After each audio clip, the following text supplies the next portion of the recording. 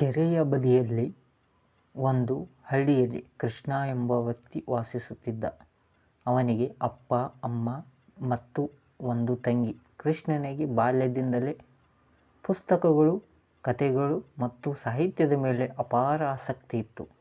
ಆದರೆ ಅವನ ಕುಟುಂಬ ಕೃಷಿಕರ ಕುಟುಂಬ. ಜೀವನದ ಕುಶಲತೆ, ಕಾಳಜಿ ಮಿಗಿಲಾಗಿತ್ತು. ಒಂದು ದಿನ ಕೃಷ್ಣ ಬಾಗಿಲಿನ ಮುಂದೆ ಸಿಟ್ಟಿನಿಂದ ಕುಳಿತಿದ್ದ. ತಾಯಿಯ ಗಮನಕ್ಕೆ ಇದನ್ನು ತರುವುದಕ್ಕೆ ತಂಗಿ ಸುತ್ತಿಕೊಂಡು ಕೇಳಿದಳು, "ಅಣ್ಣ, ಏನಾಯಿತು?"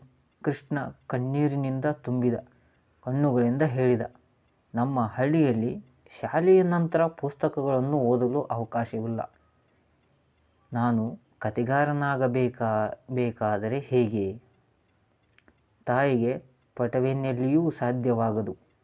ಆದರೆ ಅವಳ ಮನಸ್ಸಿನಲ್ಲಿ ಮಕ್ಕಳ ಕನಸುಗಳು ಅರಳಲಿ ಎಂಬ ಆಶಯವಿತ್ತು.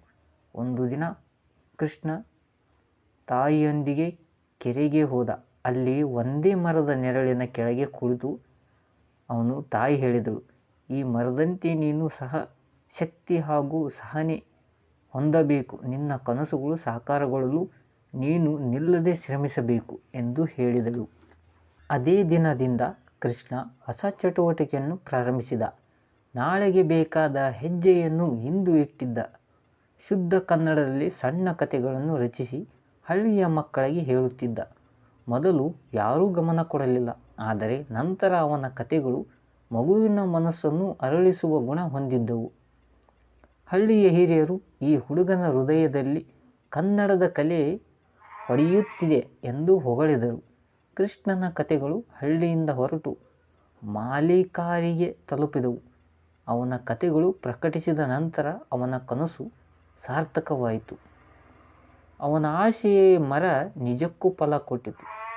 ಅವನು ಅಂದಹಾಗೆ ಹೇಳುತ್ತಲೇ ಇದ್ದ, "ಕನಸು ಇರುವುದು ಸ್ವಪ್ನದಲ್ಲಿ ಅಲ್ಲ, ಅದನ್ನು ತಲುಪಲು ಶ್ರಮಿಸುವ ನಮ್ಮ ಕಾರ್ಯದಲ್ಲಿದೆ." ಕಥೆಯ ಸಂದೇಶ: ಕನಸುಗಳನ್ನು ಸಾಕಾರಗೊಳಿಸಲು ಧೈರ್ಯ, ಶ್ರಮ ಮತ್ತು ಪ್ರಾಮಾಣಿಕತೆ ಅವಶ್ಯಕ.